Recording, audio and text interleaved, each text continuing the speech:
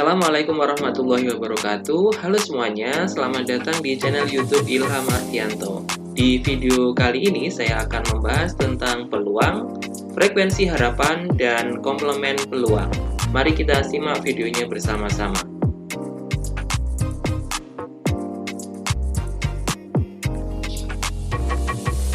Peluang. Kita mulai dulu dari ruang sampel dan titik sampel. Ruang sampel adalah himpunan dari semua kejadian yang mungkin muncul pada suatu percobaan. Ruang sampel biasanya dilambangkan dengan huruf S. Yang kedua adalah titik sampel. Titik sampel adalah anggota dari ruang sampel. Jadi, ruang sampel ini seluruh kemungkinan, sedangkan untuk titik sampel ini adalah beberapa bagian dari ruang sampel. Yang ketiga adalah kejadian, yaitu himpunan dari hasil yang muncul atau terjadi pada suatu percobaan statistika. Kejadian dilambangkan dengan huruf kapital, misalkan A, B, C, atau D, dan seterusnya.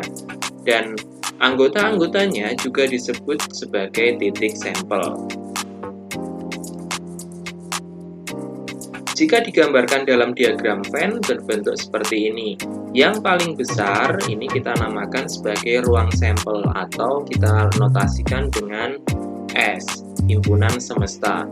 Sementara A yang ada di dalam bagian atau subset dari ruang sampel ini kita namakan dengan kejadian. Sehingga bisa kita lihat di sini bahwa himpunan A adalah subset atau bagian dari himpunan S. Agar lebih memahami contoh ini, kita perhatikan contoh selanjutnya.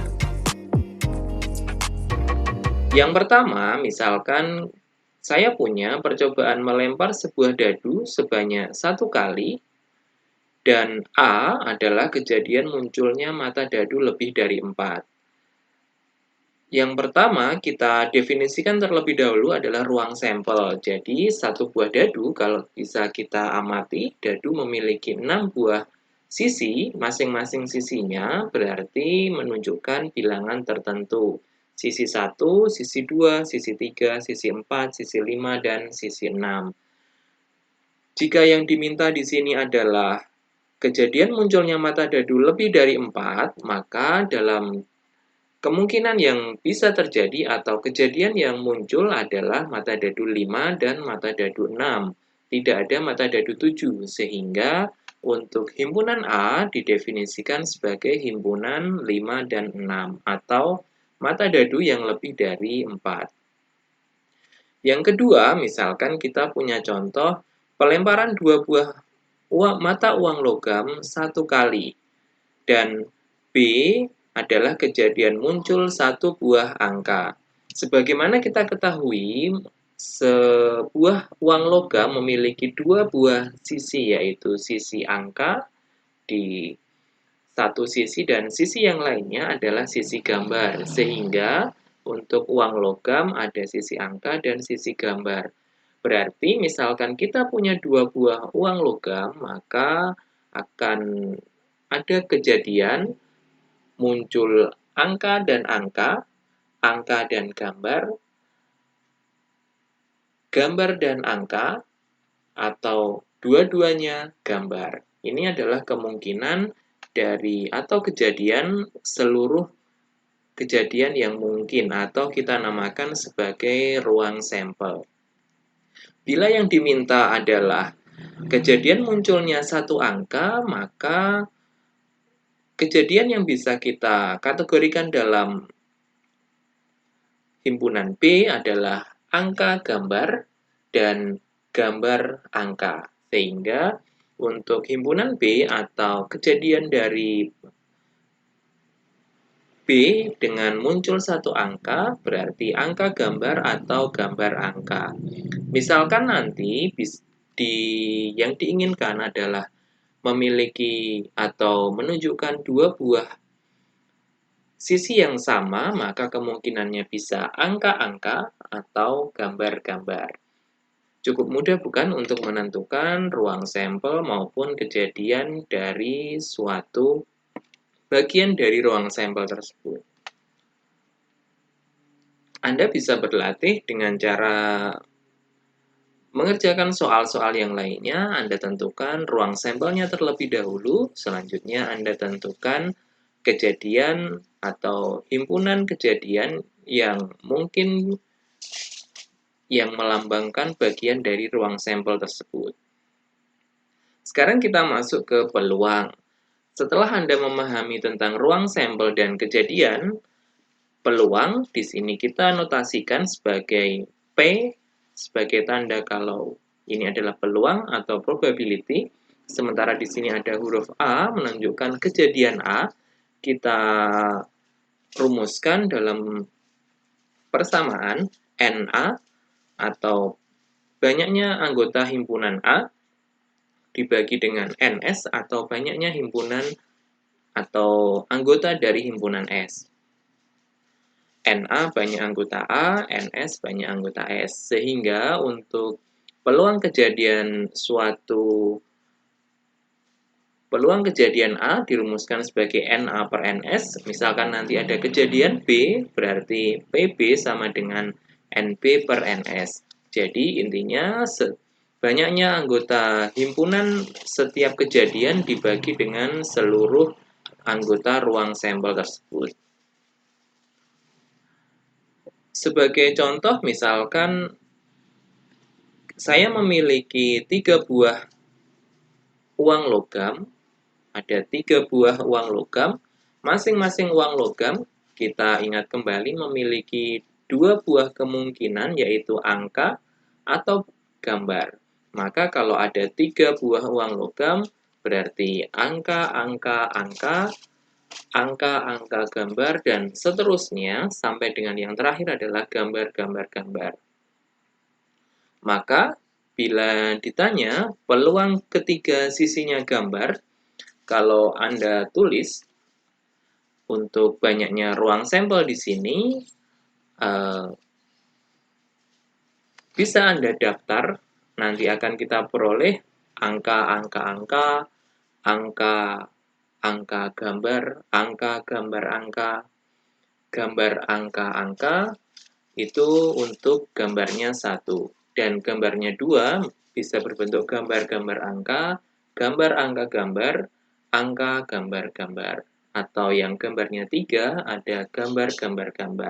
Berarti untuk NS seluruhnya ada 8 anggota. Sekarang yang ditanyakan adalah peluang ketiga sisinya gambar. Berarti yang muncul atau titik sampel untuk ketiga sisinya gambar dari seluruh ruang sampel itu adalah gambar. Berarti hanya 1 saja. Berarti untuk banyaknya peluang atau nilai peluang dari kejadian tersebut adalah NA dibagi dengan NS. NA-nya sendiri bernilai 1 dan NS-nya sendiri bernilai 8. Maka peluangnya adalah 1/8. Kita lihat kembali contoh sebelumnya agar Anda lebih paham.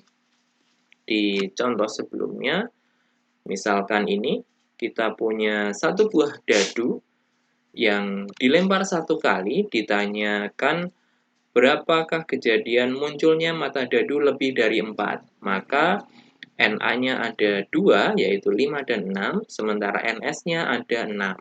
Berarti peluang kejadian A atau munculnya mata dadu lebih dari 4 adalah 2/6. Untuk contoh yang kedua, NS-nya ada 4, sementara NB-nya ada 2, maka peluang dari kejadian B adalah 2/4. Itu cara mencari peluang.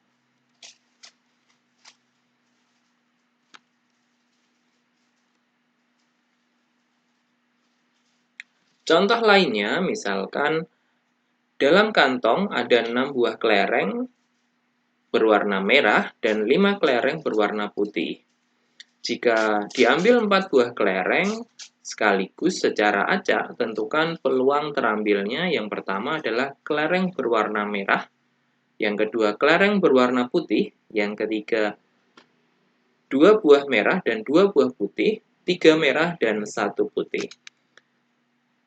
Untuk menyelesaikan persoalan ini, maka yang bisa kita lakukan adalah mencari terlebih dahulu berapa banyaknya anggota dari ruang sampel, yaitu dengan cara menggunakan prinsip kombinasi. Kalaupun kita mau mendaftar seperti pada contoh-contoh sebelumnya, itu pun dapat kita lakukan, hanya saja memerlukan waktu yang cukup lama, karena anggota dari ruang sampelnya sendiri cukup banyak. Silakan Anda ingat kembali materi tentang kombinasi. Di sini yang pertama, untuk ruang sampel, kita memiliki 11 buah kelereng secara keseluruhan. Yang pertama akan kita ambil sebanyak 4, sehingga untuk ruang sampelnya berarti 11C4, 11 kombinasi 4. Dapat kita rumuskan 11 faktorial dibagi dengan 4 faktorial dikali 11 dikurangi 4 faktorial. Ini adalah persamaan kombinasi. Maka kita peroleh hasilnya adalah 330. Selanjutnya kita akan mencari kejadian A atau banyaknya ruang sampel, banyaknya anggota untuk kejadian A, yaitu Na sama dengan 6C4. 6 ini adalah total kelereng berwarna merah secara keseluruhan. Karena seluruhnya terambil merah, berarti dari 6 ini akan kita ambil 4. Kita bisa mencari dengan persamaan kombinasi, kita peroleh hasilnya 6C4 sama dengan 15. Sehingga Na kita peroleh 15. Maka peluang dari kejadian A adalah Na dibagi dengan Ns. Hasilnya sama dengan 15 dibagi dengan 330, kita peroleh 1/22. Jadi peluang terambil kelereng merah adalah 1/22. Untuk contoh yang kedua atau contoh B, terambil kelereng berwarna putih.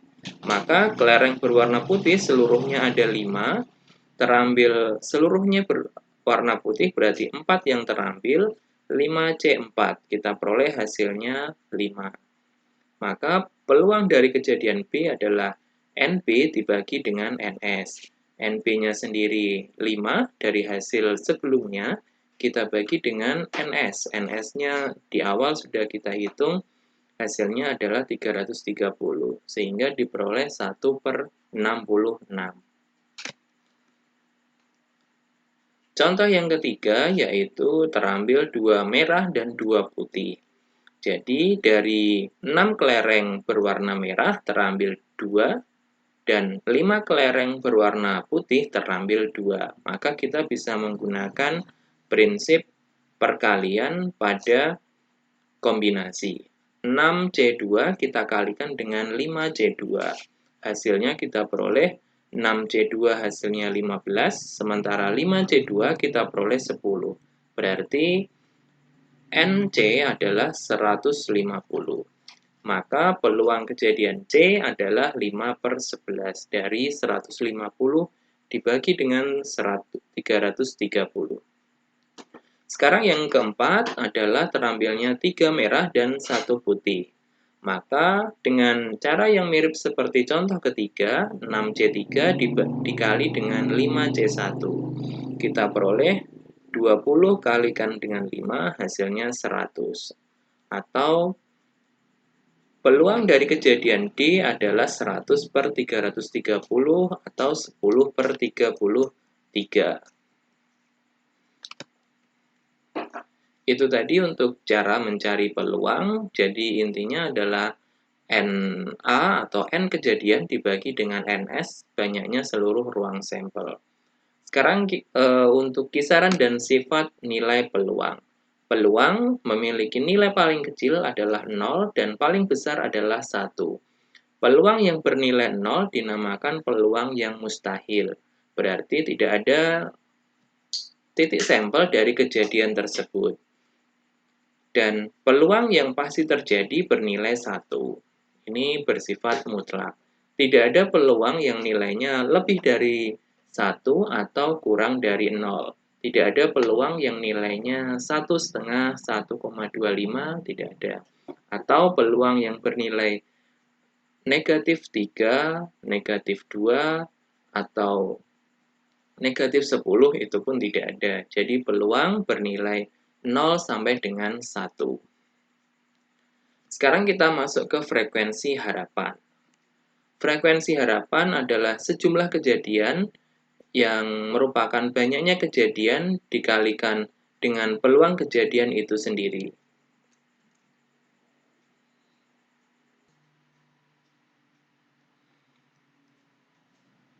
Frekuensi harapan dari sejumlah kejadian merupakan banyaknya kejadian dikalikan dengan peluang kejadian itu. Misalkan pada percobaan A dilakukan sebanyak N kali, maka frekuensi harapannya kita tuliskan FH atau frekuensi harapan sama dengan N dikali dengan PA atau peluang kejadian A.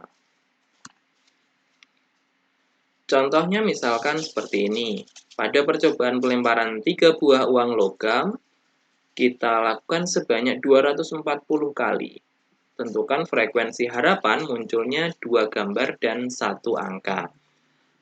Sama seperti pada mencari peluang sebelumnya, kita terlebih dahulu cari ruang sampel atau seluruh kejadian yang mungkin, yaitu kita daftar, kita peroleh banyaknya ruang sampel ada 8, dan untuk A atau munculnya 2 buah gambar dan 1 angka, maka kejadiannya adalah 2 buah gambar, angka gambar-gambar, gambar angka gambar, dan gambar-gambar angka sebanyak 3. Sehingga peluang kejadian tersebut adalah N sebanyak 240 dikalikan dengan NA dibagi dengan NS. 240 dikali dengan 3 atau NA-nya 3 dibagi dengan 8. Kita peroleh hasilnya 90 kali. Jadi, artinya dalam 240 kali percobaan, kemungkinan akan muncul 2 gambar dan 1 angka sebanyak 90 kali. Itu yang dinamakan dengan frekuensi harapan. Dari 240 kali percobaan, yang kira-kira muncul sesuai dengan kriteria yaitu 2 gambar dan 1 angka sebanyak 90 kali. Selanjutnya adalah peluang komplement dari suatu kejadian. Peluang komplement dari suatu kejadian adalah kejadian yang bertolak belakang dengan kejadian tersebut. Jika kita memiliki suatu ruang sampel dan di dalam ruang sampel itu ada kejadian A, maka selain kejadian A itu dinamakan sebagai komplement atau bisa kita simbolkan A aksen atau A komplement. Peluang dari kejadian A komplement sendiri kita rumuskan sebagai 1 dikurangi dari peluang kejadian A. Contohnya misalkan dalam suatu kelas terdapat siswa laki-laki dan siswa perempuan. Siswa laki-laki kita kategorikan sebagai kejadian A, maka siswa perempuan bisa kita kategorikan sebagai kejadian A komplement atau kebalikan atau lawan dari kejadian A. Contohnya misalkan dalam pelemparan 1 buah mata dadu ada 6 buah sisi, misalkan kejadian A adalah peluang muncul mata dadu ganjil. Dalam 1 kali pelemparan, mata dadu ganjil dalam dadu ada angka 1, 3, dan angka 6. Maka peluangnya adalah 3/6 untuk munculnya mata dadu ganjil. Sedangkan untuk peluang muncul mata dadu tidak ganjil, berarti kita bisa menggunakan persamaan sebelumnya, yaitu A komplement atau lawan dari ganjil berarti tidak ganjil, 1 dikurangi PA, 1 dikurangi setengah. Maka kita peroleh peluang tidak ganjil adalah setengah. Demikian juga untuk contoh-contoh lainnya yang menandakan bahwa 2 kejadian itu saling berkomplement. Misalkan, peluang hari ini hujan adalah 1/3. maka peluang hari ini tidak hujan sebesar 2/3. Dari mana kita peroleh nilai itu? Dari 1 dikurangi 1/3. Kita peroleh hasilnya 2/3.